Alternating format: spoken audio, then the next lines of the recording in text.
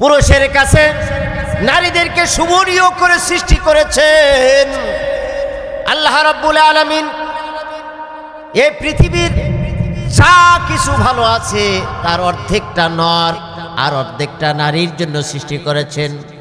শুধু মানুষ যদি পুরুষ একা সে সম্পূর্ণ হতে পারে না, নারী ছাড়া নারীও সে পূর্ণতা লাভ করতে পারে না, স্বামী ছাড়া। একে অপরের সাথে ওতপ্রোতভাবে জড়িত, কথা ঠিক কিনা? আল্লাহ রাব্বুল আলামিন কোরআনুল কারীমের মধ্যে আল্লাহ তাআলা কয়েকজন নারীর কথা বলেছেন।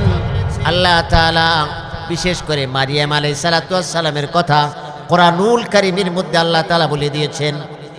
আল্লাহ তাআলা মারিয়াম আলাইহিস সালাতু ওয়াস সালামের গর্ভে সন্তান, পিতা ছাড়া সন্তান দিয়েছিলেন। এই কারিশমা আমার আল্লাহ রাব্বুল আলামিন তাকে দান করেছিলেন। এমন ভাবে পিতা ছাড়া আল্লাহ রাব্বুল আলামিন মারিয়ামের গর্ভে আল্লাহ তাআলা সন্তান দান করেছিলেন, নাম তার ঈসা আলাইহিস সালাম। আমার ভাইরা, আল্লাহ রাব্বুল আলামিন এই যে তবিঈ মুহাব্বতটা সৃষ্টি করেছেন, এই মুহাব্বতে একজন আরেকজনের জন্য জীবন দিতে দ্বিধাবোধ করে না। কুল ইন কুনতুম তুহিব্বুনাল্লাহা ফাত্তাবিউনি ইউহিব্বুকুমুল্লাহ ওয়া ইয়াগফির লাকুম যুনুবাকুম আল্লাহু গফুরুর রহিম। وقال رسول الله صلى الله عليه وسلم لا يؤمن أحدكم حتى أكون أحب إليه من والده وولده والناس أجمعين رواه البخاري. وقال سبحانه وتعالى في شان حبيبه ومحبوبه إن الله وملائكته يصلون على النبي يا أيها الذين آمنوا صلوا عليه وسلموا تسليما اللهم صل على محمد وعلى آل محمد كما صليت على إبراهيم وعلى آل إبراهيم إنك حميد مجيد اللهم بارك على محمد وعلى آل محمد كما باركت على إبراهيم وعلى آل إبراهيم إنك حميد مجيد আমাকে শহীদ করে সেই কাফেলাই শামিল করে নিও, যেই কাফেলার নেতা আমির হামজা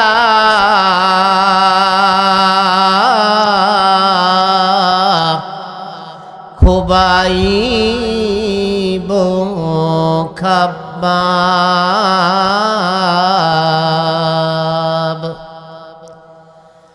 খোদার ছিল যারা অতি প্রিয়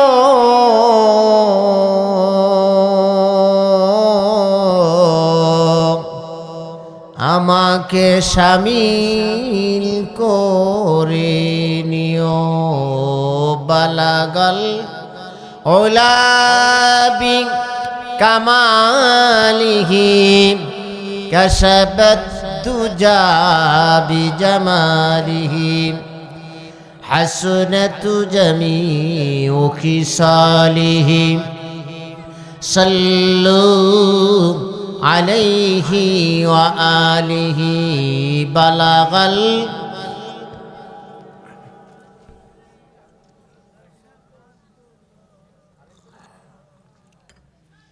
হাসনাতু জামিউ খিসালিহি সাল্লু আলাইহি ওয়া আলিহি। আজ মাগুরা জেলার শ্রীপুর উপজেলার ঐতিহ্যবাহী গ্রাম জোকা এই বাড়ি কর্তৃক আয়োজিত তাফসীরুল কোরআন মাহফিলের সম্মানিত সভাপতি, আজকের সকল আলোচকবৃন্দ আলোচনা করে ধন্য করেছিলেন হাফেজ মাওলানা আল আমিন হুসাইন, আলোচনা করে ধন্য করেছিলেন মুফতি আরিফ বিল্লাহ সাহেব ঝিনাইদহ। আমার আগে আপনাদেরকে অত্যন্ত সুললিত কণ্ঠে গুরুত্বপূর্ণ তাফসীর পেশ করলেন বিশিষ্ট ইসলামী চিন্তাবিদ মুফাসসিরে কোরআন হযরত মাওলানা আসলামউদ্দিন সাহেব দামাত বারাকাতুহুল আলিয়া। আমার সামনে বসা পিতৃতুল্য মুরব্বিনে ইকরাম, আজিজ তুলাবা, যুবকেরা, তরুণেরা, পর্দার অন্তরালারে শ্রবণরতা শ্রদ্ধেয়া, সকল গুণে গুণান্বিতা, কুসুমতুল্য আমার মা ও ভগ্নীগণ, সেই মহান আল্লাহ সুবহানাহু ওয়া তাআলার দরবারে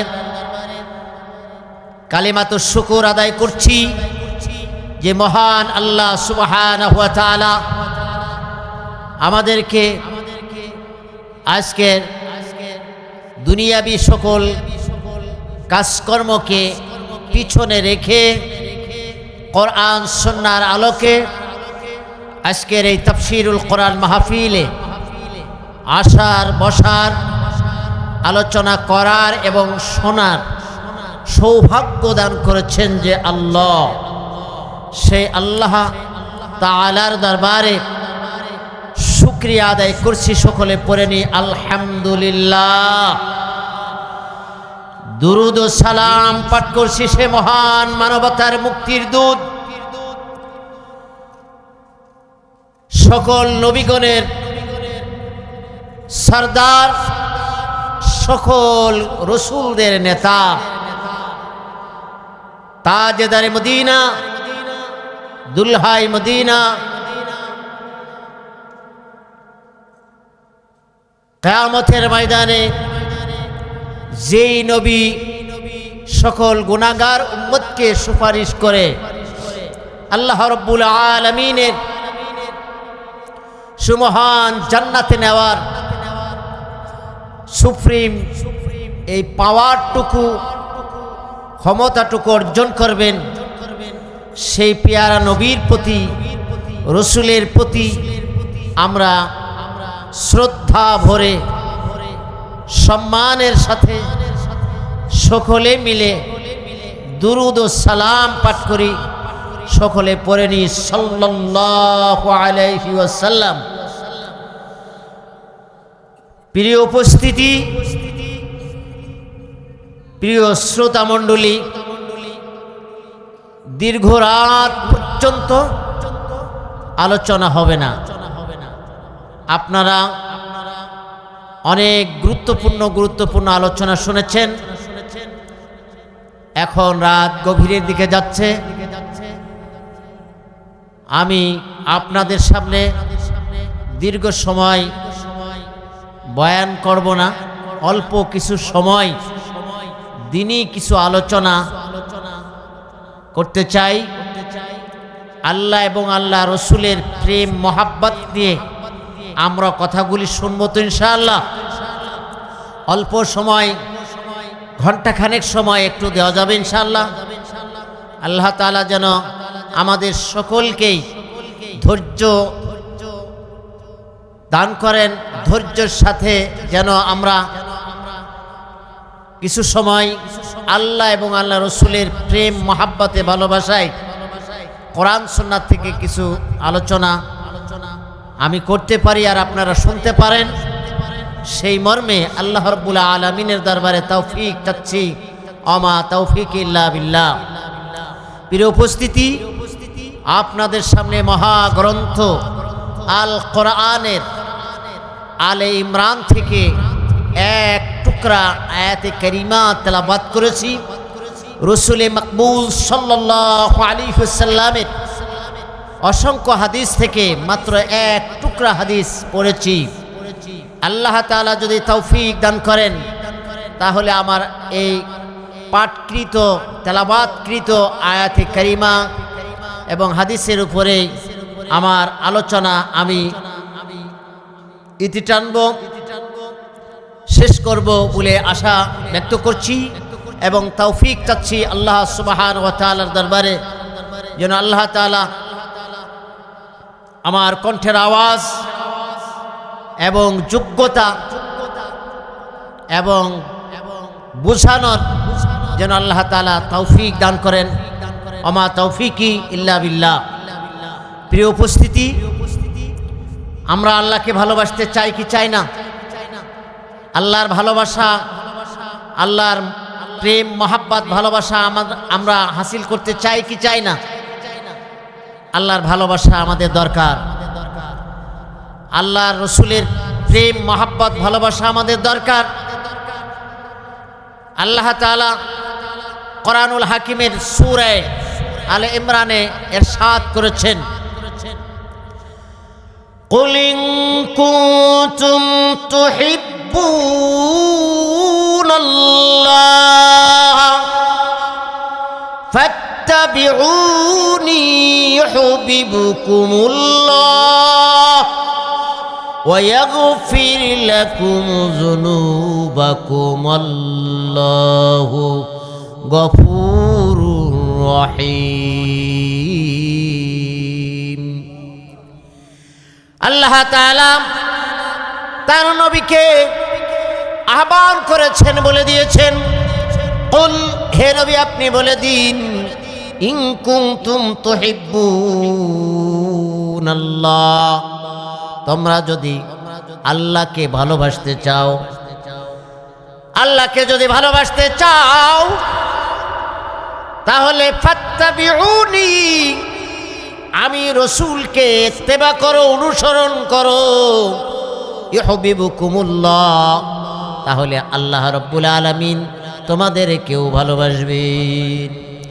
ওয়া ইয়াগফির লাকুম যুনুবাকুম, আর আল্লাহ রাব্বুল আলামিন তোমাদের গুনাহ রাশিকে ক্ষমা করে দেবেন। আল্লাহু গফুরুর রহিম, আর আল্লাহ তাআলা হচ্ছেন ক্ষমাশীল, পরম দয়াময়। আমার ভাইয়েরা, এই আয়াতে কারিমা যখন নাজিল হলো, তৎকালীন জামানায় কাফের মুশরিকেরা আল্লাহর ঘর বাইতুল্লাহ কে তারা তওয়াফ করত উলঙ্গ অবস্থায়। তাদের কাছে জিজ্ঞাসা করলে তারা বলতো, আমরা আল্লাহকে ভালোবাসি, আল্লাহ মহাব্বতে আমরা আল্লাহর ঘরকে এইভাবে তওয়াফ করি। আল্লাহ তাআলা বলে দিলেন, না না না, এইভাবে তওয়াফ করলে হবে না। আমার রসুল যেইভাবে তওয়াফ শিখিয়েছেন, যেইভাবে বাইতুল্লাহকে তওয়াফ করতে হবে, ঠিক নবীজি যেইভাবে বাতলিয়ে দেন, দেখিয়ে দেন, সেইভাবে তোমাদেরকে তওয়াফ করলে তোমরা আল্লাহ তাআলার সান্নিধ্য পেয়ে যাবে এবং আল্লাহকে ভালোবাসা হবে। প্রিয় ভাইরা আমার, আল্লাহ রসুলের ইত্তেবা করা আমাদের জন্য অপরিহার্য। আল্লাহ রাব্বুল আলামিন অন্যত্রে বলেন, লাকাদ কানা লাকুম ফি রাসূলিল্লাহি উসওয়াতুন হাসানা। আল্লাহ তাআলা বলেন, তোমাদের জন্য তোমাদের রসুলের ভিতরে উত্তম আদর্শ রয়ে গেছে, উত্তম আদর্শ রয়ে গেছে। আমার রসুল যা করেছেন সবগুলি অনুসরণীয়, অনুকরণীয় উম্মতের জন্য। রান্নাঘর থেকে নিয়ে রাষ্ট্র পরিচালনা পর্যন্ত সব নিয়ম কানুন, সুন্নাত, তরিকা নবীজি দেখিয়ে গিয়েছেন। নবীজির সুন্নাতের ইত্তেবার ভিতরে আমাদের কল্যাণ রয়ে গেছে। আমার ভাইরা, এই আয়াতে কারিমার মধ্যে একটি শব্দ আসছে, সেটা হুব্বুন। হুব্বুন মানে ভালোবাসা, মোহাব্বত করা, প্যার করা, কাউকে ভালোবাসা। এই হুব্বুন ধাতু থেকে তিনটা শব্দ বের হয়। তিনটা কথা আমাদেরকে মনে রাখতে হবে। এখানে মোহাব্বত, ভালোবাসা হচ্ছে তিন প্রকারের। এক প্রকারের ভালোবাসা তবি ভালোবাসা, স্বভাবজাত ভালোবাসা। আর এক প্রকারের ভালোবাসা হচ্ছে আকলি ভালোবাসা, জ্ঞানের দ্বারাই ভালোবাসতে হয়, আকল দ্বারা ভালোবাসতে হয়। আর একটা ভালোবাসার নাম হচ্ছে ঈমানি ভালোবাসা। ঈমানের তাকিদে কাউকে ভালোবাসতে হয়। এই তিন ভালোবাসা কথা আল্লাহ রাব্বুল আলামিন সূরা আলে ইমরানে এই আয়াতে কারিমার মধ্যে আল্লাহ তাআলা ব্যক্ত করেছেন। তবে ভালোবাসা কাকে বলে? তবে ভালোবাসা হচ্ছে স্বভাবজাত ভালোবাসা। মা সন্তানকে ভালোবাসে, ভালোবাসে না বাসে না? মা সন্তানকে ভালোবাসে, সন্তান মাকে ভালোবাসে, বাসে কিনা বলেন? এটা তবে ভালোবাসা, স্বভাবজাত ভালোবাসা। স্বভাবই এমন, মাকে ভালোবাসতে হবে। স্বভাবই এমন, মা সন্তানকে ভালোবাসবে। আমার ভাইয়ের একটা গরু তার বাছুরটাকে মা বড় ভালোবাসে। দেখবেন মা ওই বাছুরটাকে এত বেশি ভালোবাসে, বাছুরটা যখন মায়ের স্তন পান করে তখন মা ওই বাচ্চাটা, ওই বাচ্চাটাকে তার জিহ্বা দিয়ে শরীরের মধ্যে চাটে, শরীরের মধ্যে জিহ্বা লাগায়া চাটতে থাকে, আদর করতে থাকে। আর সন্তান মায়ের দুগ্ধ পান করতে থাকে। কথা ঠিক কিনা বলেন? এই পশুর ভিতরে ভালোবাসা রয়ে গেছে। একটা পাখি, মা পাখিটা অনেক দূর থেকে নিজে খাবার খেয়ে এবং তার পেটের ভিতরে অনেকগুলি খাবার জমা করে নিয়ে এসে মা পাখিটা বাসায় এসে দেখবেন 2টা 3টা 4টা 5টা বাচ্চা থাকে। ওই মা পাখিটা প্রত্যেকটা বাচ্চার জন্য তার পেটের খাবারগুলি চঞ্চু দিয়ে তার গলার ভিতরে ঢুকায়া দেয়। কিসের কারণ? এটা মহাব্বত, ভালোবাসা। পাখি পাখিকে ভালোবাসে, প্রাণী প্রাণীকে ভালোবাসে। একটা গরু তার বাছুর, তার সন্তানকে ভালোবাসে। অনুরূপভাবে মা সন্তানকে ভালোবাসে। আমার ভাইয়েরা, প্রাণীকুল তাদের সন্তানদেরকে ভালোবাসে, পক্ষীকুল তার সন্তানকে ভালোবাসে, মায়ের জাতি তাদের সন্তানকে মা ভালোবাসে, সন্তানরা মাকে ভালোবাসে। এই ভালোবাসার নাম আছে তবি ভালোবাসা, স্বভাবজাত ভালোবাসা। আবার স্ত্রী স্বামীকে ভালোবাসে, বাসে কিনা? স্ত্রী স্বামীকে ভালোবাসে, স্বামী স্ত্রীকে ভালোবাসে। এই ভালোবাসাও তবি ভালোবাসা। এই ভালোবাসা আপনা আপনি জন্মে যায় যখন একটা ছেলে একটা মেয়ের ভিতরে যখন কলমা পড়ায়া যখন তার বন্ধন বিবাহ বন্ধনে আবদ্ধ করে দেয়, সাথে সাথে তাদের ভিতরে একটা প্রীতি মহব্বত ভালোবাসা জন্ম নেয়। প্রিয় ভাইরা আমার, তবি ভালোবাসা এই তবি ভালোবাসার কারণে, স্বভাবজাত ভালোবাসার কারণে একটা মেয়ে একটা ছেলের সাথে যখন একটু ভালোবাসা করে তখন অনেক দূর থেকে একটা ছেলে একটা মেয়ের কাছে চলে আসে, একটা মেয়ে একটা ছেলের কাছে চলে আসে। আমার ভাইরা মহাব্বতের টানে। প্রিয় ভাইরা আমার, মহাব্বত এমন একটা বস্তু যা তবি ভাবে ভালোবাসা যায়। মা সন্তানকে যে ভালোবাসা দেয়, এই ভালোবাসা অবিরাম ভালোবাসা। আমার ভাইরা, একজন মা সন্তান যখন বিদেশে থাকে তারপরেও সন্তানের মায়া মহাব্বত ভালোবাসায় মা রাতেও ঘুমাতে পারে না, দিনেও ঘুমাতে পারে না। চেনে নেই রাতে মা গভীর রাতে সন্তানের কথা ভাবে। মানুষ যখন ঘুমায়া যায়, প্রবাসে যদি কোনো সন্তান থাকে, কোনো মায়ের কোনো বাবার সন্তান যদি প্রবাসে থাকে, ওই মা বাবার চোখের মধ্যে ঘুম আসে না মহব্বতে ভালোবাসায়। শুধু তাই নয়, বিদেশে যদি রাজ্যে কারোর সন্তান মারা যায়, পশু পাখি না জানিতে আগে জানে তার মায়ের অন্তরের মধ্যে এমন একটা ধাক্কা লাগে, মা বুঝতে পারে বিদেশে আমার সন্তান বেঁচে নাই। আমার ভাইরা, মায়ের ভালোবাসা অবিরাম, সন্তানের ভালোবাসা অবিরাম, স্বামী স্ত্রীর ভালোবাসা অবিরাম।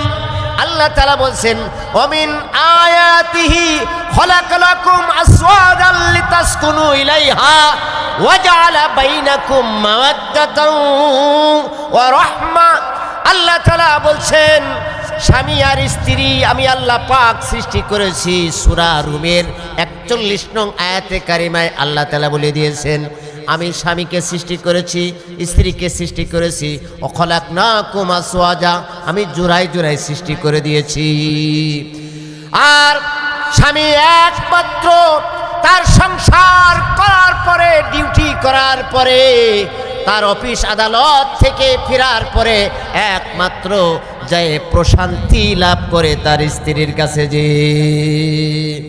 অনুরূপভাবে স্ত্রী সে সংসারে কাজকর্ম করে এবং কোথাও যদি বেড়াতে যায় তাহলে সেখান থেকে এসে একমাত্র প্রশান্তি পায় হচ্ছে স্বামীর কাছে। আমার ভাইয়েরা, আল্লাহ রাব্বুল আলামিন জোড়ায় জোড়ায় সৃষ্টি করেছেন। আদমকে সৃষ্টি করেছেন আর তার সঙ্গী হাওয়াকেও সৃষ্টি করেছেন। আমার ভাইয়েরা, হাওয়াকেও সৃষ্টি করেছেন। আদমকে যখন সৃষ্টি করা হয়েছিল, আদম একা একা তার ভালো লাগতো না।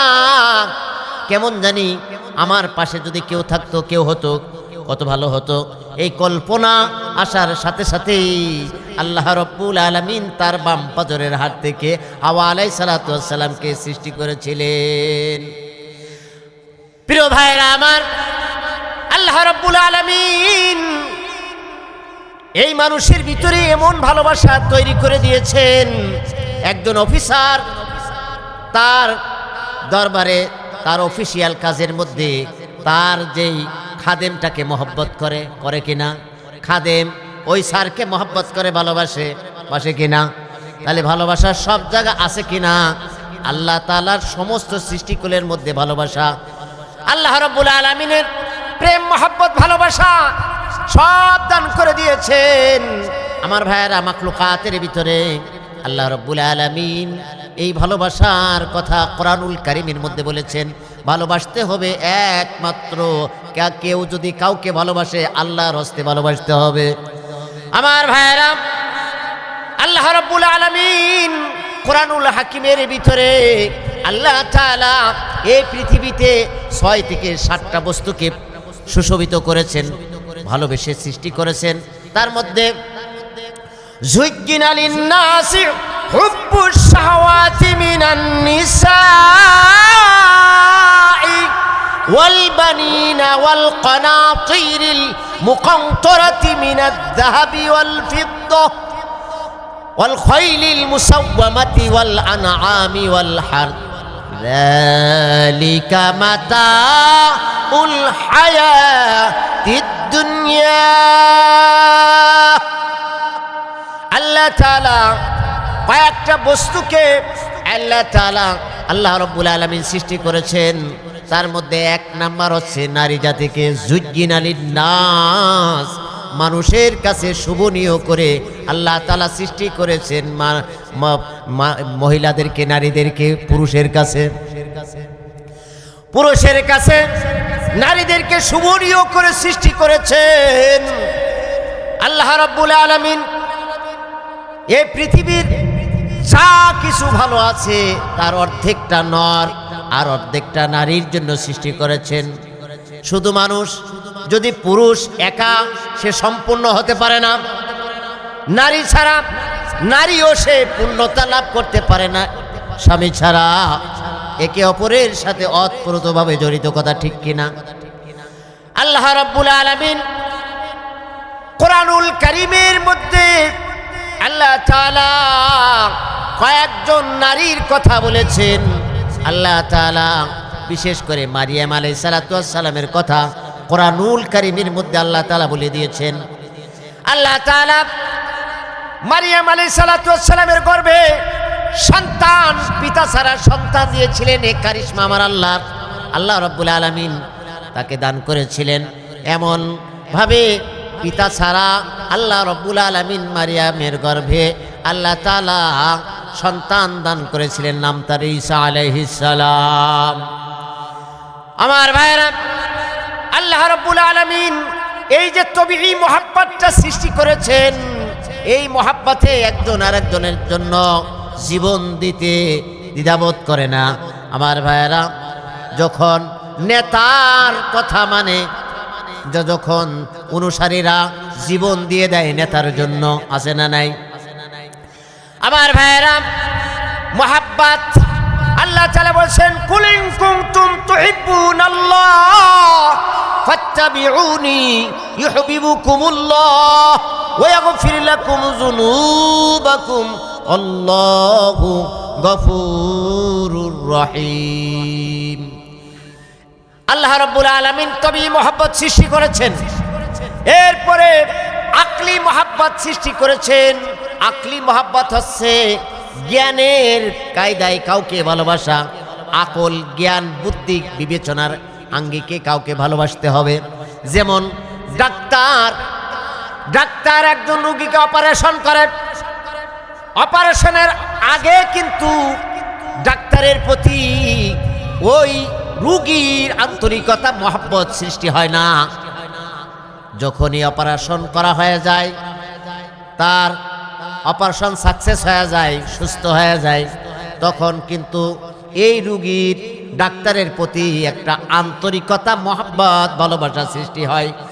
এই জন্যই সৃষ্টি হয় যে ডাক্তার আমাকে অপারেশন যদি না করতো আমি মরে যেতাম, আমি ধ্বংস হয়ে যেতাম, হালাক হয়ে যেতাম, আমি মরে যেতাম। ডাক্তার সাহেব আমাকে অপারেশন করে আমাকে ভালো করেছেন। সুতরাং এই ডাক্তারের প্রতি যে ভালোবাসার জন্ম লাভ করে, এই ভালোবাসার নাম হচ্ছে আকলি ভালোবাসা। উস্তাদকে সম্মান করতে হবে, ইমামকে শ্রদ্ধা করতে হবে, বড়দেরকে সম্মান করতে হবে, ছোটদেরকে স্নেহ করতে হবে, আলেমকে তাজিম করতে হবে। এগুলি আকলি ভালোবাসা। আকলি ভালোবাসা অর্থাৎ আকলেই বলে দেয় মুরব্বীকে সম্মান করতে হবে। কথা ঠিক কিনা বলেন? আলেমদেরকে শ্রদ্ধা করতে হবে, ইজ্জত করতে হবে, তাজিম করতে হবে, ভালোবাসতে হবে, সম্মান দিতে হবে। এ কথা কাউকে বলে দিতে হয় না। আরও আকলি ভালোবাসা, যেমন একটা ছেলে একটা মেয়েকে বিবাহ করার পরে তার বাবা মাকে সে শ্বশুর শাশুড়ি বলে ডাকবে, শ্বশুর আব্বা বলবে, শাশুড়ি আম্মা বলবে। এইটা কাউকে বলে দিতে হয় না, আকলেই বলে দেয়। এখন তুমি তোমার শ্বশুরকে শ্বশুর বলে শ্বশুর আব্বা বলে ডাকবে, শাশুড়িকে শাশুড়ি আম্মা বলে ডাকবে। কথা ঠিক কিনা? এটা আকলি ভালোবাসা। আর এক প্রকারের ভালোবাসা হচ্ছে ঈমানি ভালোবাসা। এই যে ঈমানি ভালোবাসা, সাহাবা আজমাইনগণ আল্লাহ রসুলকে ভালোবাসতেন। ঈমানি ভালোবাসা, ঈমান দিয়ে তারা রসুলকে ভালোবাসতেন, রসুলের মোহাব্বত করতেন, রসুলের সুন্নাহকে মানতেন। প্রিয় ভাইরা আমার, আল্লাহ নবী সাল্লাল্লাহু আলাইহি ওয়াসাল্লাম ফরমান, লা ইউমিনু আহাদুকুম হাত্তা আকুনা হাব্বা ইলাইহি মিন ওয়ালিদিহি ওয়া ওয়ালাদিহি ওয়ান নাসি আজমাইন। আল্লাহ রাসূল সাল্লাল্লাহু আলাইহি ওয়াসাল্লাম বলেন, তোমাদের ভিতরে অতক্ষণ পর্যন্ত কোনো মুমিন পূর্ণাঙ্গ ঈমানদার হতে পারবে না। তোমাদের ভিতরে কেউ কোনো সময় পূর্ণাঙ্গ ঈমানদার হতে পারবে না অতক্ষণ পর্যন্ত, যতক্ষণ না পর্যন্ত তোমার কাছে আমি রসুলের মোহাব্বত ভালোবাসা, তোমার স্ত্রী থেকে, ছেলের সন্তান থেকে, নিজের জান থেকে, মাল থেকে, যতক্ষণ পর্যন্ত আমি রসুলের ভালোবাসা তোমার ভিতরে না আসবে, অতক্ষণ পর্যন্ত কশ্চিনকালেও পূর্ণাঙ্গ ঈমানদার হতে পারবে না। আল্লাহ রসুলের প্রতি ভালোবাসা দিয়েছিলেন হযরতে উমর ইবনুল খাত্তাব রাদিয়াল্লাহু তাআলা আনহু। তিনি বলেছিলেন, ইয়া রাসূলুল্লাহ, হাবিবাল্লাহ নবীজি গো, আমি আপনাকে ভালোবাসি আমার স্ত্রী থেকে, আমার সন্তান থেকে, আমার মাল থেকে। আল্লাহ রসুল বলেছিলেন, উমর রে, এখনো পর্যন্ত তুমি পূর্ণাঙ্গ ঈমানদার হতে পারো নাই, যতক্ষণ না পর্যন্ত তোমার জান থেকে আমি রসুলের মোহাব্বত যতক্ষণ বেশি না করবে। আমার ভাইয়েরা, সাথে সাথে একটা ধমক দেওয়ার সাথে সাথেই হযরত উমর বলেছিলেন, আমি এখন আমার জান থেকে ইয়া রাসূলুল্লাহ আপনাকে বেশি ভালোবাসি। আল্লাহ রসুল সাল্লাল্লাহু আলাইহি সাল্লাম বলেছিলেন, উমর রে, এই এক্ষুনি তুমি পূর্ণাঙ্গ ঈমানদার হয়ে গেলে। আমার ভাইয়েরা, সাহাবা আজমাইনগণ রসুলকে মোহাব্বত করতেন, ঈমানি মোহাব্বত ভালোবাসা। হযরতে আবু বকর সিদ্দিক রাদিয়াল্লাহু তাআলা আনহু নবীজিকে ভালোবেসেছিলেন, নিজের জান থেকেও ভালোবেসেছিলেন, মাল থেকেও ভালোবেসেছিলেন, সব কিছু থেকে ভালোবেসেছিলেন। নবীজিকে বলেছিলেন, ইয়া রাসূলুল্লাহ, হাবিবাল্লাহ নবীজি গো, আপনি যখন বাহিরে আসবেন আমরা আপনাকে খেদমত করব, আপনাকে ভালোবাসবো, আপনাকে দেখভাল করব, আর শত্রুর হাত থেকে আপনাকে রক্ষা করব। আর আপনি যখন ঘরে যাবেন, ইয়া রাসূলুল্লাহ, ইয়া হাবিবাল্লাহ নবীজি গো, আমার মনে চাই আমার সন্তান আয়েশাকে আপনার সাথে বিবাহ দিয়ে দিব। আর এই আয়েশা, আপনি যখন ঘরের মধ্যে যাবেন, আয়েশা তখন আপনাকে খেদমত করবে, আপনার দেখভাল করবে। সেই নিমিত্তে 6 বছরের আয়েশাকে, আবু বকরের মেয়ে আয়েশাকে, 6 বছর বয়সের সন্তানকে, ছোট্ট বাচ্চাকে আপনার বিবাহ দিলেন, বাল্য বিবাহ দিয়ে দিলেন। হযরতে রাসূল করিম সাল্লাল্লাহু আলাইহি ওয়াসাল্লামের সাথে 9 বছর বয়সে হযরতে আয়েশা সাথে নবীজি ঘর সংসার করলেন। প্রিয় ভাইরা আমার, তাহলে এই ভালোবাসা তৈরি করেছিলেন হযরতে আবু বকর, নবীজির সাথে সব ভালোবাসা উজাড় করে দিয়েছিলেন, নবীজিকে ভালোবেসেছিলেন। গারে হেরার ভিতরে, আপনার সোরের ভিতরে নবীজি সাল্লাল্লাহু আলাইহি ওয়াসাল্লাম অবস্থান করেছিলেন। আবু বকর রাদিয়াল্লাহু আনহু নবীজির মহব্বতে ভালোবাসায় গর্তগুলি বন্ধ করেছিলেন। একটা গর্ত বন্ধ করতে পারলেন না, কিন্তু সেখানে তিনি গর্তের মুখে তিনি পা রেখে দিয়েছিলেন। পা রেখে দেওয়ার কারণে সর্প এসে তার পায়ে দংশন করেছিল। আমার ভাইয়েরা, গর্তগুলি বন্ধ করেছিলেন কিসের মহব্বতে? রাসূলুল্লাহর মহব্বতে। একটা সর্প এসেও যেন নবীজিকে দংশন না করতে পারে। আমার ভাইয়েরা, সেই জন্য গর্তগুলি বন্ধ করেছিলেন নবীজির মহব্বতে ভালোবাসায়, এবং আল্লাহর নবীকে এত মহব্বত করেছিলেন এবং শত্রুর হাত কবল থেকে বাঁচানোর জন্য তিনি গর্তের ভিতরে অবস্থান করেছিলেন। আল্লাহ রাসূল সাল্লাল্লাহু আলাইহি ওয়াসাল্লাম তিনি দেখতে পেলেন আবু বকর কেমন যেন বেচাইন হয়ে যাচ্ছে, পেরেশানি হয়ে যাচ্ছে। আবু বকর, এমন করছো কেন? ইয়া রাসূলুল্লাহ, হাবিবাল্লাহ নবীজি গো, মনে হচ্ছে যেন শত্রুরা এই গর্তের ভিতরে উকি মারতেছে।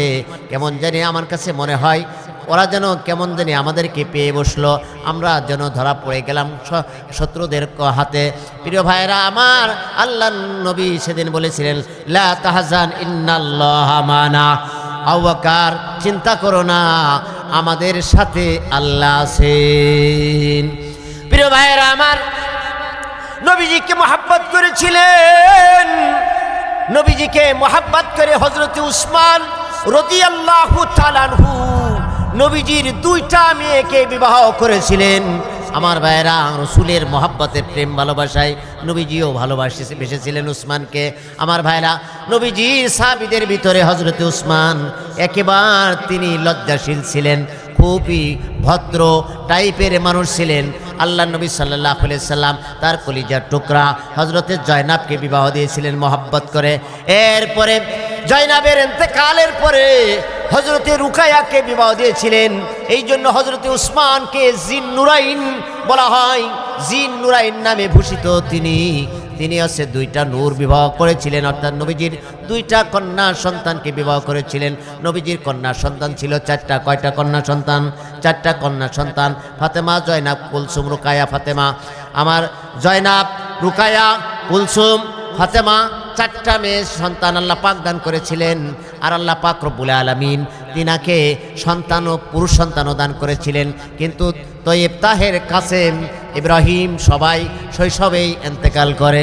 প্রিয় ভাইরা আমার, আল্লাহ রাসূল সাল্লাল্লাহু আলাইহি ওয়াসাল্লাম কে মহব্বত করেছিলেন হযরতে আলী কারামাল্লাহু ওয়াজহু।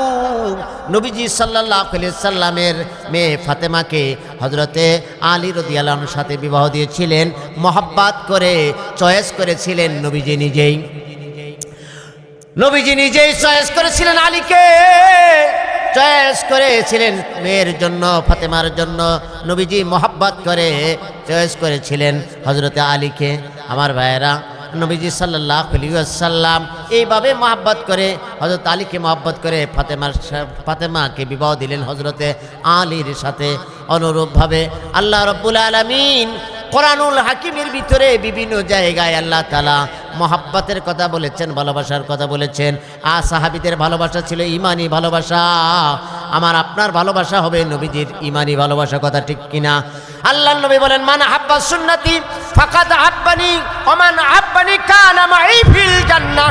আল্লাহর নবী বলেন, যে ব্যক্তি আমি রসুলের একটা সুন্নাতকে ভালোবাসলো, সেজন্য আমি রসুলকে ভালোবাসলো। আর আমি রসুলের ভালোবাসা যে অন্তরের মধ্যে রাখবে, ভালোবাসবে, ওই বান্দা, ওই বান্দি আমার ওই উম্মতির সাথে কিয়ামতের ময়দানে আমি রসুল একসাথে জান্নাতে বসবাস করব। প্রিয় ভাইরা আমার, আল্লাহ রাসূল সাল্লাল্লাহু আলাইহি সাল্লামের একটা সুন্নাতের কত মর্যাদা, কত দাম। আল্লাহর নবী বলেন যে এই ফিতনা ফাসাদের জামানায় আমার একটা সুন্নাতকে যদি কেউ আঁকড়ে ধরে আমল করে, মিআত শাহীদ, 100 শহীদের সওয়াব আল্লাহ তাআলা দান করেন। প্রিয় ভাইরা আমার, সাহাবা আজমাইনগণ নবীজিকে মহব্বত করেছিলেন, ঈমানি মহব্বত করেছিলেন। হযরতে বিলাল রাদিয়াল্লাহু তাআলা আনহু, বিলালের বাড়ি ছিল হাবশা।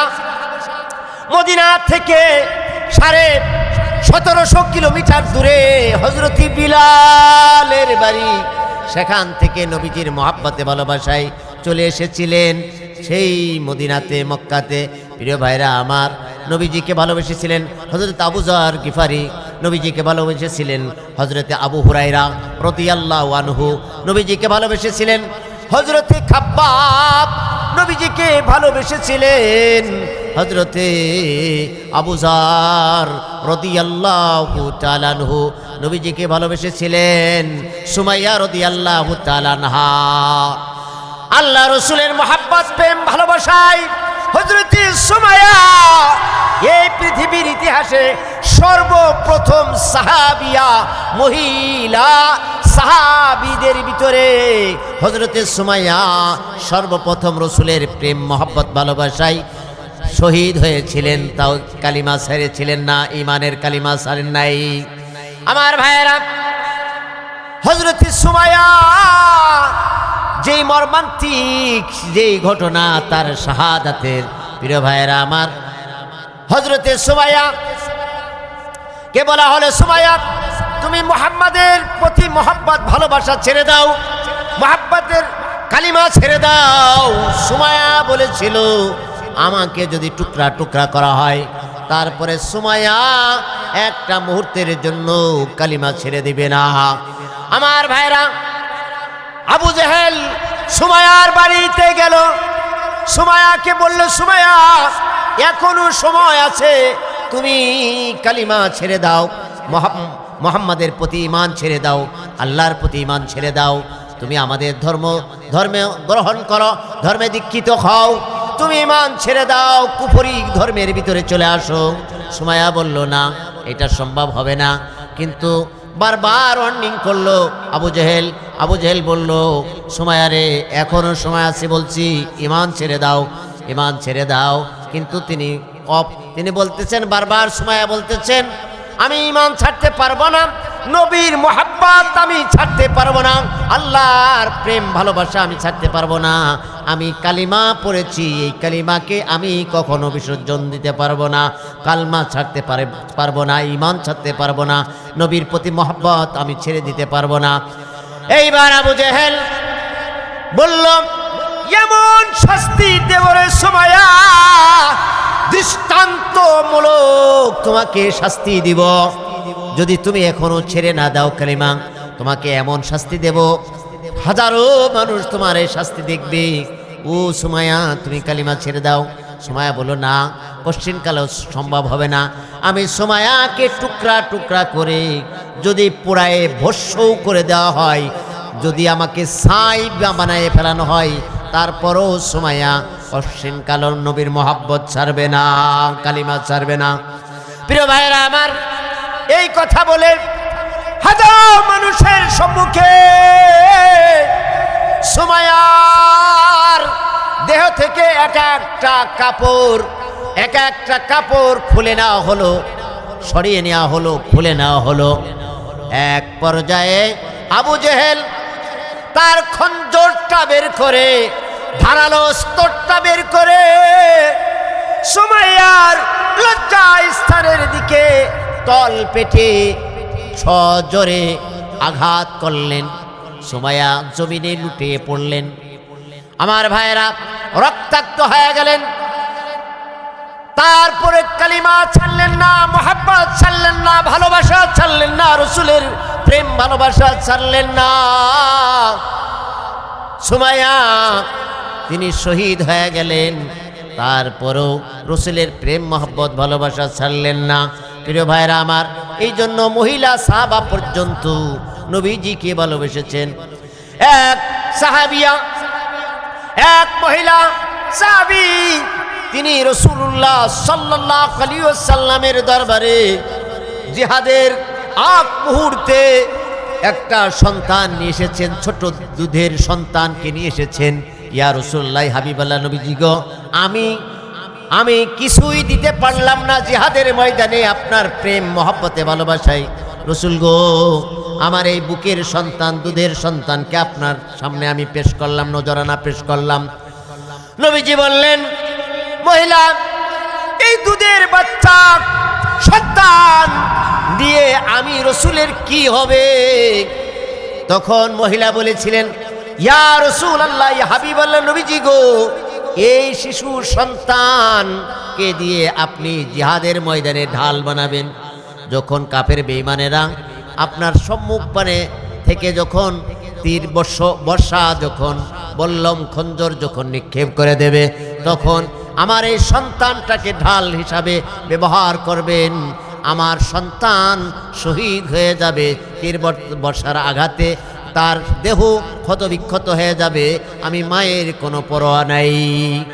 ইয়া রাসূলুল্লাহ, আপনার ডান পাশ থেকে যখন শত্রুরা আক্রমণ করবে, আমার এই সন্তানটাকে আপনি উঁচু করে ধরবেন, ঢাল বানাবেন, যত তীর বর্ষা এসে লাগুক, কিন্তু নবী হে, আপনার শরীরের মধ্যে যেন একটা তীর না এসে লাগে। শত্রুরা যখন বাম পাশ থেকে আপনাকে আঘাত করবে, এই সন্তানকে আপনি ধরবেন, সমস্ত তীর বর্ষাগুলি সন্তানের গায়ে লাগবে। উপর থেকে যখন তীর মারবে, উপরে ধরবেন, পিছনে ধরবেন, সর্বদিক দিয়ে আপনি চতুর্দিক দিয়ে এই সন্তানকে ঢাল হিসাবে ব্যবহার করবেন। ইয়া রাসূলুল্লাহ, হাবিবাল্লাহ, আপনি ঢাল হিসাবে আমার সন্তানকে ব্যবহার করবেন।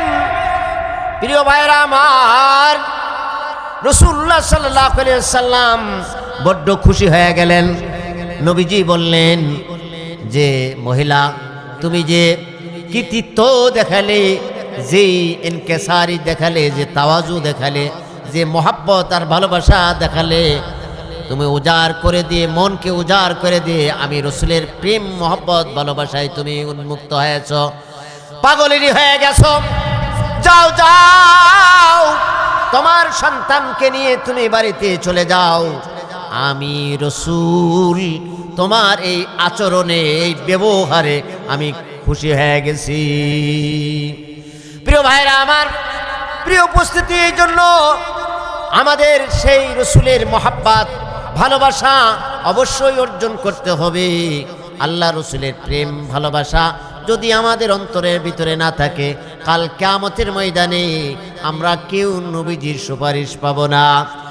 যেই কিয়ামতের ময়দানে সন্তান মাকে পরিচয় দেবে না, সন্তান মাকে পরিচয় দেবে না, মা সন্তানকে পরিচয় দেবে না, স্বামী স্ত্রীকে পরিচয় দেবে না। ইয়াউমা ইয়াফিরুল মারউ মিন আখিহি ওয়া উম্মিহি ওয়া আবিহি ওয়া সাহিবাতিহি ওয়া বানিহি। আল্লাহ তাআলা বলছেন, কিয়ামতের ময়দানে কেউ কারোর পরিচয় দেবে না। সন্তান থেকে মা ভেগে যাবে, সন্তান থেকে মা ভেগে যাবে, মা থেকে সন্তান ভেগে যাবে, স্বামী থেকে স্ত্রী ভেগে যাবে, ভাই থেকে ভাই ভেগে চলে যাবে, কেউ কারোর পরিচয় দেবে না। সেই কিয়ামতের ময়দানে আমার আপনার নবী, আমার আপনার মহাব্বতে আমার আপনাকে ভুলবেন না। যদি নবীজির সুন্নাহকে আমরা মেনে চলি, নবীজির প্রতি যদি আমরা ঈমান রেখে চলি, নবীজিকে যদি মহাব্বত করে চলি, তাহলে কাল কিয়ামতের ময়দানে তিনি আমাদেরকে ভুলে যাবেন না। আমার ভাইয়েরা, কিয়ামতের ময়দানে আল্লাহ রাসূল সাল্লাল্লাহু আলাইহি ওয়াসাল্লাম আল্লাহর দরবারে সাজদায় পড়ে যাবেন, আর আল্লাহ তাআলার কুরসিটাকে হেলতে দুলতে থাকবে, কাঁপতে থাকবে। আল্লাহ তাআলা লক্ষ্য করবেন, আমার এই কুরসি বিচারের চেয়ারটা কেন কাঁপে, কেন কম্পন সৃষ্টি হয়েছে। তিনি লক্ষ্য করবেন যে রহমাতুল লিল আলামিন তিনি সেজদায় পড়ে গেছেন, তার কান্না করতেছেন সেজদার ভিতরে। কান্না করার কারণে আল্লাহ তাআলার কুরসিটা এইভাবে কাঁপতেছে, এইভাবে হেলতেছে, দুলতেছে। আল্লাহ রসুলকে বলবেন, ইরফা রাসাকা ইয়া মুহাম্মদ, হে মুহাম্মদ সাল্লাল্লাহু আলাইহি ওয়াসাল্লাম, আপনি মাথাটা উঠান। আপনি আপনার উম্মতের যার ব্যাপারে আপনি সুপারিশ ধরবেন, যার ব্যাপারে সুপারিশের জন্য আমার কাছে বলবেন, তার সুপারিশ আপনার দরবারে, আমার দরবারে কবুল হয়ে যাবে। প্রিয় ভাইরা আমার, এই জন্য আমাদেরকে রসুলের মহাব্বত আর প্রেম আর ভালোবাসা অর্জন করতে হবে। রাসূলুল্লাহ সাল্লাল্লাহু আলাইহি সাল্লামের অনেক সুন্নাত আছে, যেমন খাওয়ার একটা সুন্নাত আছে না নাই? খানা যখন সামনে আসবে তখন আমাদের একটা দোয়া পড়তে হবে, সেটা সুন্নাত। আবার খানার শুরুতে যখন আমরা খানাটা শুরু করব, সেখানে একটা সুন্নাত তরিকা আছে, বিসমিল্লাহি আলা বারাকাতিল্লাহ আছে না নাই? খানার শেষের একটা দোয়া আছে, আবার যদি শুরুতে কেউ বিসমিল্লাহ ভুলে যায় তাহলে মাঝখানে আরেকটা দোয়া আছে, বিসমিল্লাহি আউয়ালাহু ওয়া আখিরা, এই দোয়াটা পাঠ করতে হবে। আবার যদি খানা অন্যের বাড়ি হয় তাহলে ভিন্ন দোয়া আছে, সুন্নাত দোয়া, সেটা তেলাওয়াত করতে হবে। অজুর শুরুতে বিসমিল্লাহ তরিকা আছে না নাই, সুন্নাত তরিকা আছে না নাই, প্রত্যেকটা ক্ষেত্রে আমাদেরকে সুন্নাতকে অনুসরণ করে চলতে হবে। আমার ভাইয়েরা, যদি এইভাবে খুঁটে খুঁটে আমরা যদি সুন্নাতে অনুসরণ করতে পারি তাহলে আল্লাহ পাক রব্বুল আলামিন আমাদেরকে ভালোবাসবেন, আল্লাহ রসুল আমাদেরকে ভালোবাসবেন, আল্লাহ পাক আমাদেরকে মাফ করে দেবেন। আমাদের তো আমলনামায় অনেক গুনাহ, অনেক পাপ আছে। এই পাপ রাশিকে আল্লাহ পাক বলছেন আমার রসুলের ইত্তেবা অনুসরণ করার ভিতর দিয়ে আমি মাফ করে দেব। প্রিয় ভাইয়েরা, আবার এই জন্য আমাদেরকে রসুলের ইত্তেবা অনুসরণ করার ব্যতিক্রম কোনো কিছুই নাই। সর্ব অবস্থায় সব ক্ষেত্রে রসুলের অনুসরণ করতে হবে। বিবাহের ক্ষেত্রে রসুলের অনুসরণ করতে হবে। এই যুবক, ঘুমায় না, এদিকে তাকাও। যুবক, এইদিকে তাকাও। বিবাহের ক্ষেত্রে সুন্নাত আছে না নাই? বলেছিলাম যুবকদের কিছু কথা বলবো, যুবতী বোনদের কিছু কথা বলবো। আমি একটা মাদ্রাসার ভাইস প্রিন্সিপাল, 350 মেয়ে আমার মাদ্রাসায় পড়ে। যুবক, আমার সাথে তুমি যোগাযোগ রাখবে, প্রয়োজনে একটা দিনদার হাফেজা আলেমা মেয়ে তোমাকে আমি তোমার সাথে বিবাহ দিয়ে দেব। তারপরও খবরদার সাইড টক করো না, গল্প করো না, আমার কথা দিকে মনোযোগী হও। তাহলে বিবাহের ক্ষেত্রে সুন্নাত তরিকা আছে না নাই? রসুলের প্রেম মহব্বত ভালোবাসা এখানে আছে না নাই? রাসূলুল্লাহ সাল্লাল্লাহু আলাইহি ওয়াসাল্লামের 11টা বিবি ছিল। কয়জন বিবি? রাসূল সাল্লাল্লাহু আলাইহি ওয়াসাল্লাম মহব্বত করতেন, ভালোবাসতেন, সব স্ত্রীকে ভালোবাসতেন কি ভালোবাসতেন না? এবার আমার ভাইয়েরা, সব স্ত্রীরা একদিন মিলে বলতেছেন, ইয়া রাসূলুল্লাহ, হাবিবাল্লাহ নবীজি গো, আপনাকে বলতে হবে আপনি কোন স্ত্রীকে বেশি ভালোবাসেন? আপনি কি মাইমুনাকে বেশি ভালোবাসেন, না জয়নব বিনতে জাহাজকে বেশি ভালোবাসেন, না সালমাকে ভালোবাসেন, না মাইমুনাকে ভালোবাসেন, না হাফসাকে ভালোবাসেন, না আপনি হচ্ছে যে খাদিজাকে ভালোবাসেন, না আয়েশাকে বেশি ভালোবাসেন? ইয়া রাসূলুল্লাহ, বলতে হবে আপনার 11 জন বিবির মধ্যে আপনি কাকে বেশি ভালোবাসেন? আল্লাহ রাসূল সাল্লাল্লাহু আলাইহি ওয়াসাল্লাম বললেন, এই জবাবটা আমি আগামীকাল দিব। রাত যখন আসলো, নবীজি সাল্লাল্লাহু আলাইহি ওয়াসাল্লাম তার স্ত্রীদের আলাদা আলাদা কক্ষ ছিল, ঘর ছিল, আলাদা আলাদা রুম করা ছিল। তা পালাক্রমে আল্লাহ রাসূল সাল্লাল্লাহু আলাইহি ওয়াসাল্লাম স্ত্রীদের হক আদায় করতেন। এক একজনের ঘরে এক এক রাত থাকতেন, এরকম সিস্টেম করে করে করে করে থাকতেন। আল্লাহ রাসূল সাল্লাল্লাহু আলাইহি ওয়াসাল্লাম যখন রাত আসলো, আল্লাহ রাসূল সাল্লাল্লাহু আলাইহি ওয়াসাল্লাম তিনি রাত আসার সাথে সাথেই আল্লাহ রাসূল সাল্লাল্লাহু আলাইহি ওয়াসাল্লাম তিনি প্রত্যেকটা স্ত্রীর কাছে গেলেন এবং 2টা করে খেজুর দিলেন। কয়টা করে খেজুর? 2টা করে খেজুর দিলেন।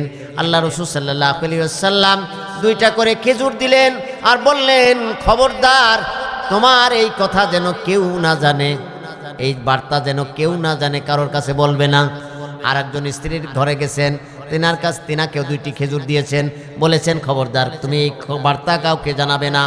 এইভাবে করে সব স্ত্রীর কাছে গেছেন, সকল স্ত্রীর কাছে গেছেন, 2টা করে রাতের অন্ধকারে খেজুর দিয়ে দিয়েছেন। আল্লাহ রাসূল সাল্লাল্লাহু আলাইহি ওয়াসাল্লাম যখন সকাল হয়েছে তখন সকল স্ত্রীরা বলতেছেন, ইয়া রাসূলুল্লাহ সাল্লাল্লাহু আলাইহি ওয়াসাল্লাম, ফজরের নামাজের পরে আপনি আমাদেরকে রেজাল্ট দিতে চেয়েছেন, ভালোবাসেন কাকে? আল্লাহ রাসূল সাল্লাল্লাহু আলাইহি ওয়াসাল্লাম বললেন, ও আমার স্ত্রীগণ, ও আমার সহধর্মিণীগণ, শুনে রাখো, গত রাত্রে আমি রাসূল যাকে 2টি খেজুর দান করেছি, আমি তাকে বড্ড ভালোবাসি। সুবহানাল্লাহ। আমার ভাইয়েরা, এইভাবে করে কৌশল করে আমার নবী সমস্ত স্ত্রীদেরকে ভালোবেসেছেন, হক আদায় করেছেন। আমার ভাইয়েরা, এই জন্য আল্লাহ রাসূল সাল্লাল্লাহু আলাইহি ওয়াসাল্লাম বিবাহের ক্ষেত্রে 4টা সুন্নাতকে দেখতে বলেছেন। কয়টা সুন্নাত? 4টা সুন্নাতকে আমাদেরকে অনুসরণ করতে হবে। আল্লাহ রাসূল সাল্লাল্লাহু আলাইহি ওয়াসাল্লাম বলেছেন যে, ও যুবকেরা, তোমরা বিবাহ করবে 4টা জিনিস দেখবে।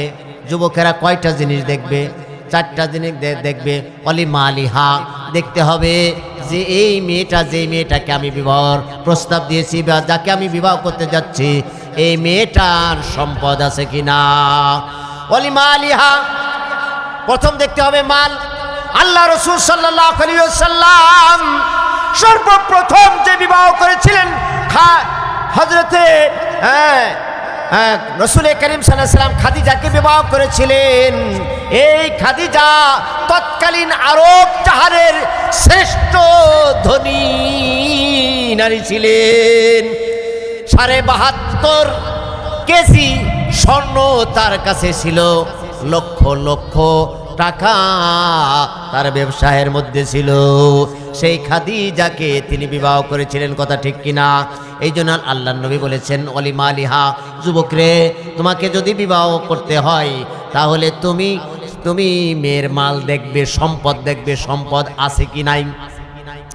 অলিমা আলিহা অলি জামালিহা, এরপরে তুমি যেই মেয়েটাকে বিবাহ করতে যাচ্ছ ওই মেয়েটার সৌন্দর্য আছে কিনা, সুন্দরী কিনা, ভালো কিনা। আমার ভাইয়েরা, এই জামাল দেখার কথা আছে, সৌন্দর্য দেখার কথা হাদিসের ভিতরে আছে। কেন হাদিসের ভিতরে আছে? এই জন্যই আছে যে এই মদিনার মেয়েরা তারা তৎকালীন জামানায় অনেক মেয়েদের চোখ হচ্ছে টেরা হতো। টেরা চোখ বুঝেননি? টেরা হতো। এই জন্য দেখে শুনে যুবকদেরকে বিবাহ করতে হবে, কথা ঠিক কিনা? আল্লাহ রাসূল সাল্লাল্লাহু আলাইহি ওয়াসাল্লাম বললেন অলি জামালিহা, যুবক তুমি যদি বিবাহর সুন্নত আদায় করতে চাও, আমি রাসূলের প্রেম মহব্বত ভালোবাসা চাও, তাহলে তুমি বিবাহ যখন করতে যাবে মেয়েটা সৌন্দর্য দেখবে, মেয়েটার সুন্দর কিনা এটা তোমাকে লক্ষ্য করতে হবে। অলি জামালিহা অলি হাসাবিহা, ৩ নাম্বার শর্ত দেখবে এই মেয়েটা বংশীয় মেয়ে কিনা। তোমার বংশ আর মেয়ের বংশ, তোমার বংশ যদি মোল্লা বংশ হয় তাহলে মোল্লা বংশের সাথে কুফু মিলাবে। তোমার বংশ যদি বিশ্বাস হয় বিশ্বাসের ঘরের থেকে আনবে। তোমার বংশ যদি মিয়া হয় তাহলে মিয়া বংশের নিয়ে আসতে হবে। তোমার বংশ যদি খান হয় তুমি খান বংশের মেয়ে বিয়ে করবে। তোমার বংশ যেমন হবে তুমি সেই রকম বংশ দেখে তুমি বিবাহ করবে, তাহলে কুফু ঠিক হয়ে যাবে, তাহলে কোনো গালিগালাজ হবে না। কারণ বলতে পারবে না মেয়েটা কোনো দিন যে আমি খান বংশের মেয়ে আর তুমি হচ্ছে মোল্লা বংশের মেয়ে, এরকম তুমি হচ্ছে শেখ বংশের মেয়ে, এরকম কোনো বংশ নিয়ে কোনো কথা বলতে পারবে না, কথা ঠিক কিনা? এই জন্য আল্লাহ রাসূল সাল্লাল্লাহু আলাইহি ওয়াসাল্লাম বলেছেন ওয়ালি হাসাবিহা, বংশ দেখবে। তারপর একটা কথা মনে রাখতে হবে যে জাতির মেয়ে কালো ভালো আর নদীর জল ঘোলাও ভালো, কথা ঠিক কিনা? যদি আমার ভাইয়েরা যদি জল যদি ঘোলাও হয় সেটাও ভালো, আর যদি মেয়ে যদি জাতি হয় অর্থাৎ যদি বংশ ভালো হয় তাহলে এই মেয়েটাকে বিবাহ করা যাবে। আর ৪ নাম্বার শর্ত আল্লাহর নবী দিয়েছেন, যুবক তোমাকে ৪ নাম্বারটা খেয়াল করতে হবে, ফাসফার বিজাতিদ্দিন। ওই মেয়েটার ভিতরে যদি আল্লাহর ভয় থাকে, দিন থাকে, তাহলে ওই মেয়েটার মালও নাই, ওই মেয়েটার সৌন্দর্যও নাই, ওই মেয়েটার বংশ দুর্বল। ৩টাই যদি দুর্বল পাও তাতে অসুবিধা নাই, কিন্তু মেয়েটার ভিতরে যদি দিন থাকে, ঈমান থাকে, আল্লাহর ভয় থাকে, তাহলে ওই মেয়েটাকে তুমি বিবাহ করে শান্তিময় জীবন গঠন করো। পারবি জাতির দিন, তুমি হচ্ছে যে কামিয়াবি অর্জন করো, সফলতা অর্জন করো এই মেয়েটাকে বিবাহ করে। যুবক 4টা জিনিস দেখতে হবে, আর এই 4টার ভিতরে যদি 4টাই মিলে যায় তাহলে তুমি সাকসেস, 1 নাম্বারের সাকসেস। আর যদি 2টা মেলে ভালো, 3টা যদি মেলে ভালো, 4টাই যদি মিলে যায় তাহলে তুমি তো একেবারে ভরপুর কামিয়াব হয়ে যাবে। ও যুবক, তোমাকে মনে আছে হযরত উমরের সন্তান আব্দুল্লাহকে বিবাহ দিয়েছিলেন? ওমরের 2টা সন্তান, একটা হচ্ছে আব্দুল্লাহ আর শামা। আব্দুল্লাহকে বিবাহ দিয়েছিলেন একটা গোয়ালিনীর মেয়ের সাথে, মনে আছে কি? ওই যে গোয়ালিনীর মেয়ে, গোয়ালিনী তিনি ছদ্মবেশে বেড়াতেন রাতের অন্ধকারে, তার প্রজাদেরকে খোঁজ খবর নিতেন। এক নিভৃত পল্লীতে হযরত ওমর রাদিয়াল্লাহু আনহু চলে গেলেন। হযরত ওমর একটা নিভৃত পল্লীতে চলে গেলেন। ছোট্ট ঝুপড়ি ঘর, ছোট্ট কুড়ে ঘর, তার ভিতরে মেয়ে আর মা আর মেয়ে কথোপকথন হচ্ছে। মা বলতেছেন মেয়েকে, মারে আমাদের এই অল্প একটু দুধ বিক্রি করে আমাদের সংসার চলে না। এখন এই দুধের ভিতরে পানি মিক্সার করে বাজারে বিক্রি করে অনেক মুনাফা হবে, অনেক লাভ হবে, অনেক অর্থ হবে। এটা দিয়ে আমাদের চাউল ডাউল এভরিথিং সব কিছু কিনে কেটে এটা আনলে আমাদের সংসারটা ভালো রূপে চলবে। এই কথা বললেন, শিখালেন মা। মেয়ে জবাব দেয়, মা শুনে রাখো, বাজারে যদি দুধওয়ালা পানি মিশ্রিত দুধ যদি বাজারে বিক্রি করা হয়, আর উমর যদি জানতে পারে, উমরের কাছে যদি ধরা পড়ে যায়, তাহলে তো গর্দান উড়াইয়া দেবে। উমর তো শাসন করবে, তরবারি দিয়ে মাথা উড়াইয়া দেবে। ও মা, কশিন কালো পারবো না। মা বললেন, বেটি উমর তো আর বাজারে এসে বসে থাকবে না। উমর তো আর প্রতিদিন বাজারে আসে না।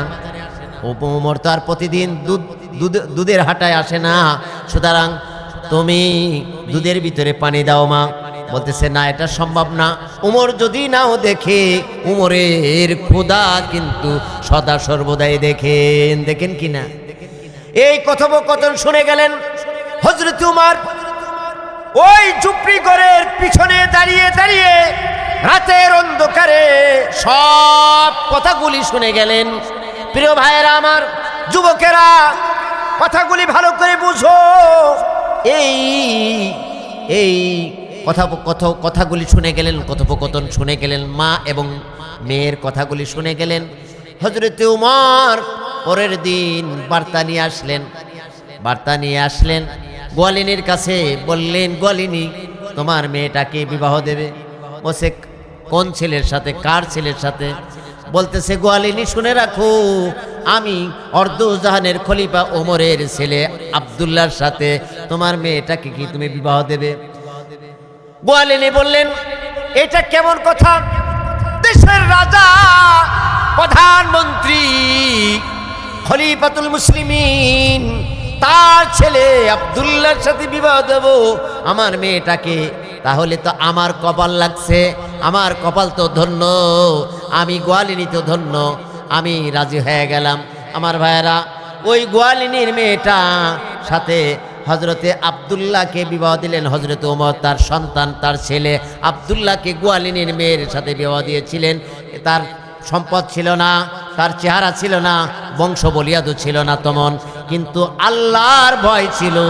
এই আল্লাহর ভয় থাকার কারণে, আল্লাহর ভয় ভিতরে থাকার কারণে, দিন থাকার কারণে, আর সেই ঈমান থাকার কারণে আব্দুল্লাহকে বিবাহ দিয়েছিলেন হযরত ওমর রাদিয়াল্লাহু আনহু গোয়ালিনীর মেয়ের সাথে।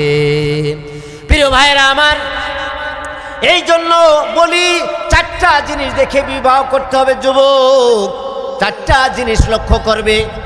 আর যদি কোরআনের হাফেজা মিলে যায় তাহলে তো বড়ই সৌভাগ্যবান, কথা ঠিক কিনা? একটা হাফেজা মেয়ে যখন তোমার সংসারে আসবে, তোমার ওই সংসারটা ধন্য হয়ে যাবে।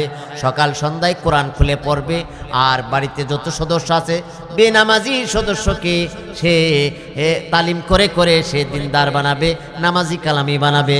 ও যুবক, তোমাকে যদি বিবাহ করতে হয় তাহলে এই যে খোলামেলা যারা চলে তাদেরকে বিবাহ করো না।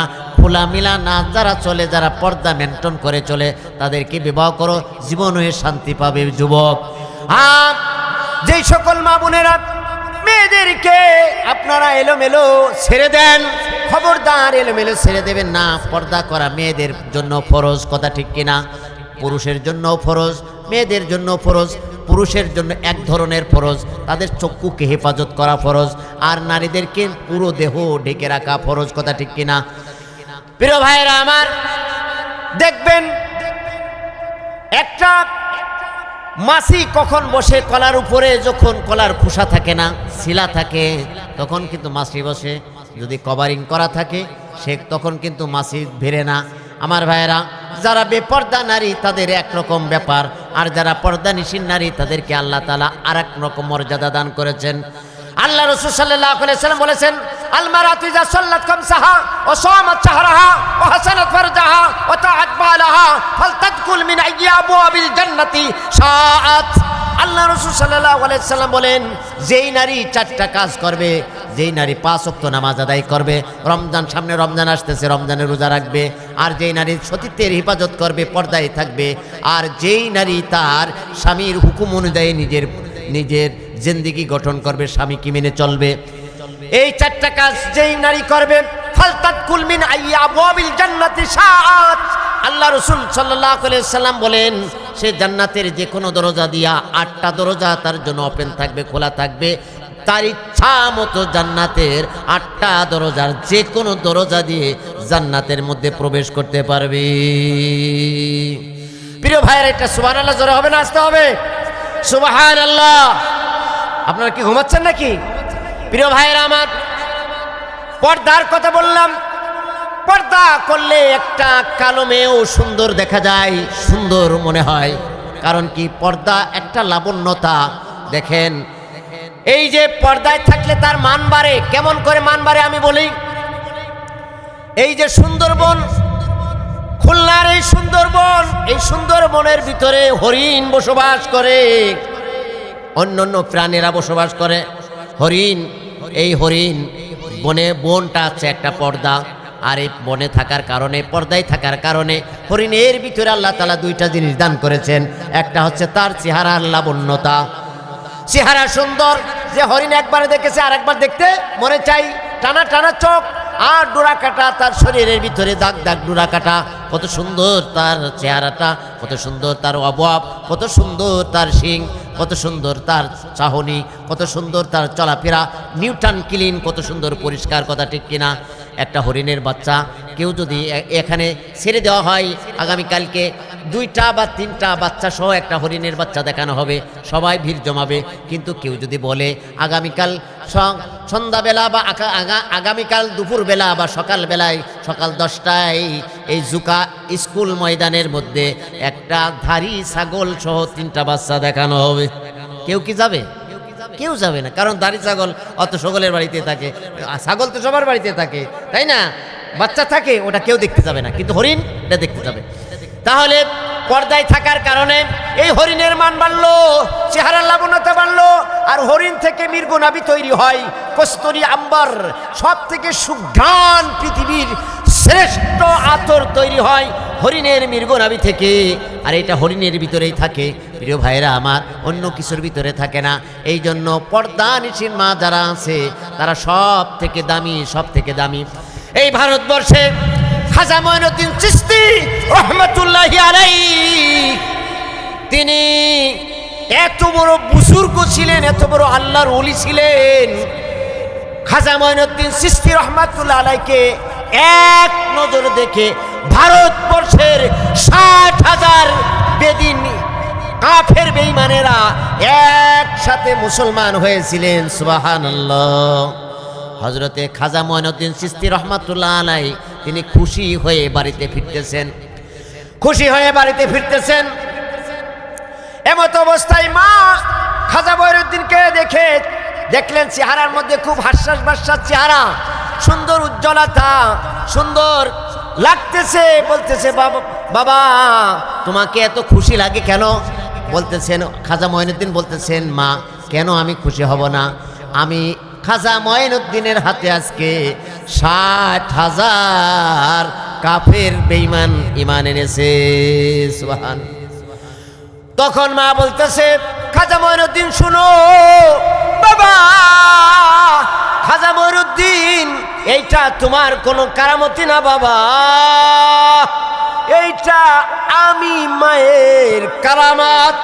কারণ বাবা, তুমি যখন দুনিয়াতে এসেছিলে, তোমার আসার আগ থেকে আমি মাকে কোনো পরপুরুষে দেখতে পারে নাই। আমি মা তোমাকে যতবার দুগ্ধ পান করিয়েছি, অতবারই আমি উজু করে 2 রাকাত নামাজ আদায় করে তোমাকে দুগ্ধ পান করাইছি। সুবহানাল্লাহ। এইরকম মেয়ে বোধহয় মা মনে হয় আমাদের বাড়িতে ঘরে ঘরে, তাই না? ঘরে ঘরে উজু করে সন্তানের দুগ্ধ পান করায়, নামাজ পড়ে সন্তানের দুগ্ধ পান করায়, এরকম মা ঘরে ঘরে না? এরকম মার অভাব অনেক। কি বলেন? এই জন্য মা বোনদেরকে বলি যে আপনারাও ভালো হন। আপনারা যদি ভালো হন তাহলে দুনিয়া ভালো, আপনারা যদি খারাপ হন দুনিয়া খারাপ। এই জন্য আপনারা তো জান্নাতে পুরুষদের যে স্ত্রীগণ হবে, জান্নাতে হুরগণ হবে, তার নেত্রী হবে দুনিয়ার এই স্ত্রীগণ। সুবহানাল্লাহ। এই জন্য মা বোনদেরকে বলবো যে আপনারা নামাজি কালামি হন, পর্দানিশী হয়ে যান, আপনারা ভালো থাকেন। আমার দুইটা ছাত্রী ছিল মাগুরা, আপনাদের এই মাগুরাই বাড়ি, মাগুরা জেলায় বাড়ি। তো তার বাবা তার 4টা সন্তান, মেয়ে সন্তান, তার 2টা মেয়ে আমাদের ওখানে তখন পড়তো। তো আমাকে বলতো, হুজুর আমার এই মেয়ে 2টাকে উঠায় দিয়ে আমাকে একটু ফোন করবেন। তো আমি গাড়িতে উঠায় দিতাম, উঠায় দিয়ে সিট পাই নাই, গাড়ি ছেড়ে দিচ্ছে এমত অবস্থায় যে উঠায় দিলাম, সিট পেল না। ওরা যখন বাড়িতে গেল তখন বাড়িতে যে ফোন দিয়েছে, হুজুর আমি বাসায় আমরা 2জনে চলে আসছি। তো আমি জিজ্ঞাসা করলাম, তোমরা কি গাড়িতে সিট পেয়েছিলে? তখন সে, হুজুর কি বলেন, আমরা কিছু দূর এসে মানে গাড়িতে ওঠার পরে কিছু দূর আসার পরেই এই মুরব্বী মানুষ, অনেক বয়স্ক মানুষ, মুরব্বী চাচা, দাদার বয়সী, চাচার বয়সী, বাবার বয়সী মানুষগুলি আমাদের 2টা বোনকে দেখে হিজাব পরা, পর্দা পরা, হিজাব দিয়ে মুখটা ঢাকা, এই পর্দা কালো হিজাব দেখে আমাদের তাদের সিট থেকে দাঁড়িয়ে গেছে।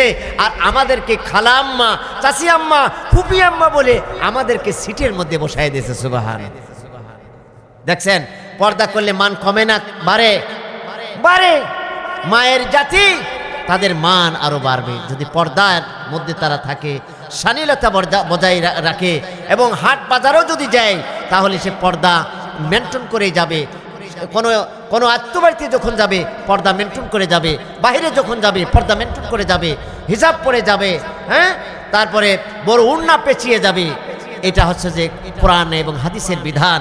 এই জন্য আমি বলবো যে সব জায়গায় রসুলের সুন্নাহ মহাব্বতকে আঁকড়ে ধরতে হবে, রসুলের তরিকাকে আঁকড়ে ধরতে হবে, যুবকদেরকে আঁকড়ে ধরতে হবে। কারণ যুবক তারা হচ্ছে যে এই উন্নতি অগ্রগতির নায়ক হচ্ছে যুবক। যুবক যদি সমাজের মধ্যে দুরুস্ত হয়ে যায়, ভালো হয়ে যায়, চরিত্রবান হয়ে যায়, তাহলে সব কিছু সুন্দর হয়ে যায়। কথা ঠিক কিনা? এই জন্য সর্বক্ষেত্রে আমরা মানব কাকে? আল্লাহকে এবং আল্লাহ রসুলকে। সুন্নাত তরিকায় আমরা খানা খাবো, আমরা বাথরুমটা পর্যন্ত সুন্নাত তরিকায় করব। আগে পরে দোয়া আছে না? দোয়া আছে। দেখেন আগে একটা দোয়া আছে, এই দোয়াটা পড়ে যদি আপনি বাথরুমে যান তাহলে আল্লাহুম্মা ইন্নী আউযুবিকা মিনাল খুবুসি ওয়াল খাবাইস, এই দোয়াটা পড়ে যদি যান তাহলে ওখানে ওই বাথরুমের মধ্যে নোংরা জিন বাস করে। এই দোয়া পড়ে গেলে এই সুন্নাত তরিকায় রসুলের মহাব্বতে এই দোয়াটা যদি আপনি পড়ে যান তাহলে ওখান থেকে আপনি নিষ্কৃতি পেয়ে যাবেন, আপনি বেঁচে যাবেন, আল্লাহ তাআলা আপনাকে বাঁচাইয়ে দেবেন। ওযু করার সময় সুন্নাত তরিকা আছে, রসুলের যত তরিকা সুন্নাত তরিকা আছে এটা আপনাকে আমাকে মানতে হবে। এই যে কেউ যদি ঋণ থাকেন তার সুন্নাত তরিকা, ঋণ আছেন কারা কারা? ঋণ আছেন না? ঋণ আছেন, ঋণ পরিশোধের জন্য একটা দোয়া আপনাদেরকে শিখাইয়ে যাব। 2টা দোয়া, একটা ছোট্ট দোয়া আর একটা একটু লম্বা দোয়া। 2টা দোয়া, যে কোনো একটা দোয়া যদি আপনি আমল করেন, ঋণ থেকে আল্লাহ তাআলা আপনাকে সুন্নাত তরিকায় রসুলের মহাব্বতে প্রেম ভালোবাসায় এই দোয়াটা যদি মুখস্থ করে নেন তাহলে আপনি ঋণ থেকে মুক্ত আল্লাহ তাআলা দান করবেন। ছেলে হোক বা মেয়ে হোক, বাড়িওয়ালি হোক বা বাড়িওয়ালা হোক, আপনি যেই হন না কেন আপনি ঋণ থেকে মুক্তি পেয়ে যাবেন। আল্লাহ তাআলা ঋণ পরিশোধ করার সুব্যবস্থা করে দেবেন। দোয়াটা বলবো, আল্লাহুম্মা কফিনি বিহালালিকা আন হারামিক ওয়া আগনিনি বিফাজলিকা আম্মান সিওয়াক। এই দোয়াটা যদি আপনি সকালে 3বার, মাগরিবের পরে 3বার যদি আপনি পাঠ করেন, ঋণ থেকে আপনি হেফাজত থাকবেন, ঋণ পরিশোধের মতো ব্যবস্থা আল্লাহ তাআলা করে দেবেন। শুধু তাই নয়, হযরত আবু উমামা নামে একজন সাহাবা, তিনি রসুলের মহাব্বতে প্রেম ভালোবাসায় তিনি কে এসে মসজিদের ভিতরে এসে বসে আছেন, ঋণের বোঝায় জর্জরিত, তিনি ভ্রাক্রান্ত হৃদয় নিয়ে একেবার চিন্তা করতে করতে মসজিদের এক কোণার মধ্যে বসে আছেন। নবীজি বললেন, আবু উমামা এত সকাল সকাল তুমি মসজিদে আসছো, বিষয়টা কি? এখনো তো নামাজের রক্ত আসেনি। আল্লাহ রসুল সাল্লাল্লাহু আলাইহি সাল্লামকে আবু উমামা বলেন, ইয়া রাসূলুল্লাহ সাল্লাল্লাহু আলাইহি সাল্লাম, আবি উমামা চরমভাবে আমি ঋণী, আমি হচ্ছে যে ক্ষতিগ্রস্ত এবং চিন্তাযুক্ত। আল্লাহ রাসূল সাল্লাল্লাহু আলাইহি সাল্লাম বললেন, আবু উমামা আমি কি তোমাকে এমন একটি দোয়া শিখিয়ে দেব যে দোয়াটা যদি তুমি সন্ধ্যায় আমল করো এবং সকালে আমল করো ফজরের নামাজ পড়ে এবং মাগরিবের নামাজ পড়ে ফরজ সালাত পড়ে তুমি যদি আমল করো তাহলে ইনশাআল্লাহ আল্লাহ তাআলা তোমার ঋণ পরিশোধ করার মতো সুব্যবস্থা করবেন এবং তোমার চিন্তা আল্লাহ তাআলা মুক্ত করে দেবেন। তোমার চিন্তা টেনশন সব দূর হয়ে যাবে। আমি কি এমন একটি আমলের কথা বলে দিব? হযরত আবু উমামা বললেন, হ্যাঁ ইয়া রাসূলুল্লাহ সাল্লাল্লাহু আলাইহি ওয়াসাল্লাম, আপনি বলে দিন আমার সেই আমলটার কি আমল সেটা। আল্লাহ রাসূল সাল্লাল্লাহু আলাইহি ওয়াসাল্লাম বললেন যে তুমি এই দোয়াটা আমল করো, আল্লাহুম্মা ইন্নী আউযুবিকা মিনাল হাম্মি ওয়াল হুসনি ওয়া আউযুবিকা মিনাল আজসি ওয়াল কাসলি ওয়া আউযুবিকা মিনাল জুবনি ওয়াল বুখলি ওয়া আউযুবিকা মিন গলাবাতি দাইনি ওয়া কাহরির রিজাল। হযরত আবু উমামা রাদিয়াল্লাহু আনহু তিনি বললেন যে আমি ওই দিন থেকে আমি এই আমলটা করতে শুরু করে দিলাম এবং আল্লাহ তাআলা অল্প দিনের ব্যবধানেই আমার সমস্ত ঋণের সব টাকা পরিশোধ করার মতো সুযোগ এবং তৌফিক দান করে দিলেন এবং সমস্ত চিন্তা আমি মুক্ত হয়ে গেলাম। আসলে ঋণের বোঝা থাকলে তার মাথায় খুব চিন্তা থাকে, টেনশন থাকে, এই টেনশন থেকে মুক্তি হয়ে গেলাম। প্রিয় ভাইয়ের আমার, এই দোয়াটা যদি আমরা রসুলের মহব্বতে ভালোবাসায় পড়ি তাহলে ইনশাআল্লাহ আমরা উপকার আমরা পাবো। আল্লাহ তাআলা আমাদেরকে কল্যাণ দান করবেন।